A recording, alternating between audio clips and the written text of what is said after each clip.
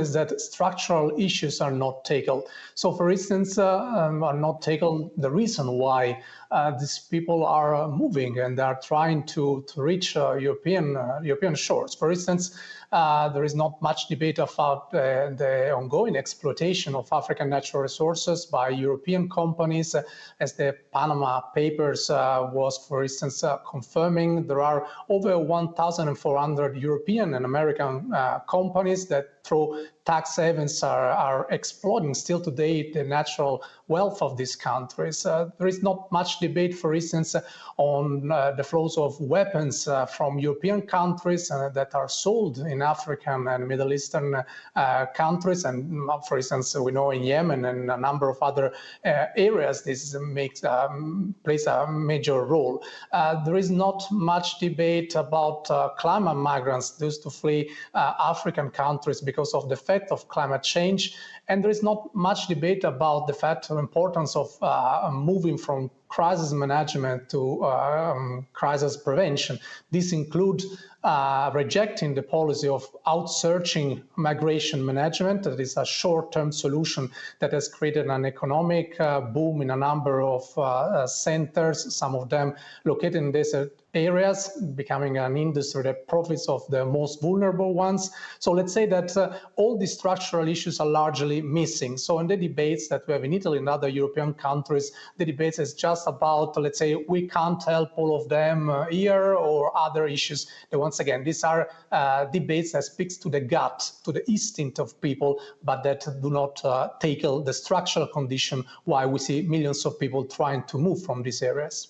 As you say, short-term policies are often formulated with an eye more on public opinion rather than on longer-term solutions, Lorenzo. But what do you make of the fact that just today the EU paved the way essentially for member states to set up migrant return centres outside the EU, as we have seen Italy doing when it comes to Albania? Yes, once again, these are short-term solutions, while if these European politicians would be serious in tackling the situation, for instance, would start to tackle the fact that Iranian from Niger, where 87% of the population has no access to electricity, produce about 33% of France's electricity, so 1/3 of the electricity that is produced in France. Or if you think in Nigeria, where the largest number of migrants arrive in Italy, we know that OPL 245, that is the largest oil block in Africa. So we know that somehow, thanks to a system that they also take advantage of local corrupt leadership, somehow local population in Nigeria don't get one single penny out of these major natural resources. So once again, we focus on Albania, we focus on these shortcuts because somehow it's a way of hiding the structural issues, and somehow it's a way also of not discussing it publicly, because for politicians this would consider as a major problem, because once that you face these issues, you really touch the structural interest behind migration. And does this suggest, do you think, does it signal a significant change in policy from Europe, or is it just simply down to the pressure that's being applied by countries like Italy? I think that there is not any structural change, but change will arrive. It's enough to say that according to the United Nations, the population in Africa will grow from 1.2 billion to 2.5 billion by 2050, while some European countries will see their population decline.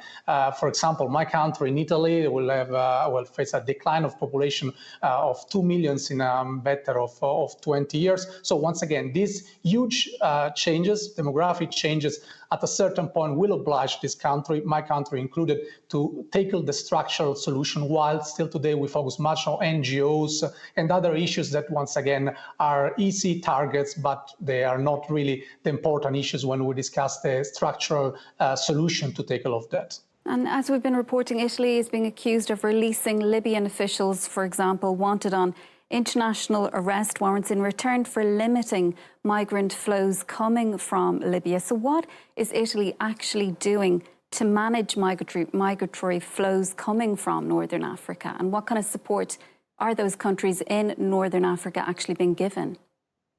Yes, let's say outsearching, that's the main somehow solution that has been found. Also, of course, in relation to Turkey, so the other side on the Eastern Mediterranean. So outsearching has been somehow the easy shortcut that we have witnessed in the last years, or let's say the last decades.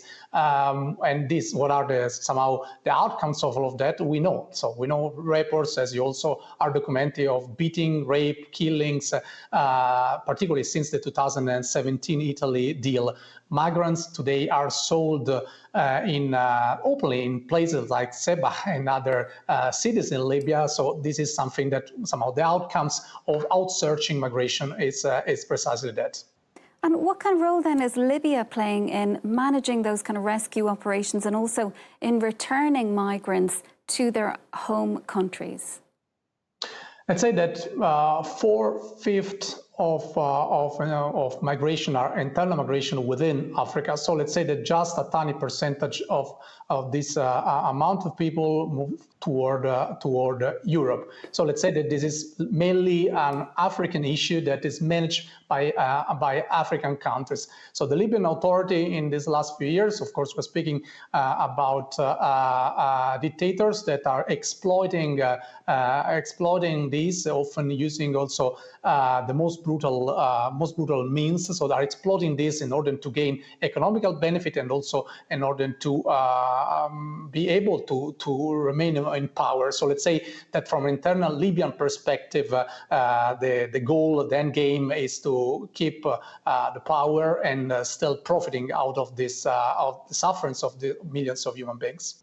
And European leaders obviously caught up in the context of, the security challenges that are facing the continent. Would you be concerned that the issue of migrant rights, of what's happening to these people coming from Africa, that might slip through the cracks, so to speak, that it's not something that the EU is going to be necessarily focusing on?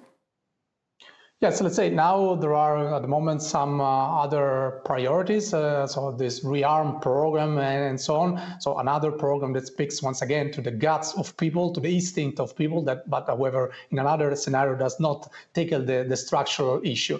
On a more general level, I think that until policymakers, and some of them of course understood that, but until policymakers do not realize that Africa is a voice to be heard and not a problem to be solved, to quote a Nigerian scholar that is Abiodun Malawu. So until that we don't reach that stage, certainly these issues, so the shortcuts that I was mentioning before, will remain the pillars of the policies implemented by European powers in relation to this context. Lorenzo, we'll have to leave it there for now. Thanks so much for being with us this evening. That's Lorenzo Kamel, author and professor of history at the University of Turin in Italy. Thank you. Well, that's it from us for now. Stay with us, though. We'll be back shortly with more world news.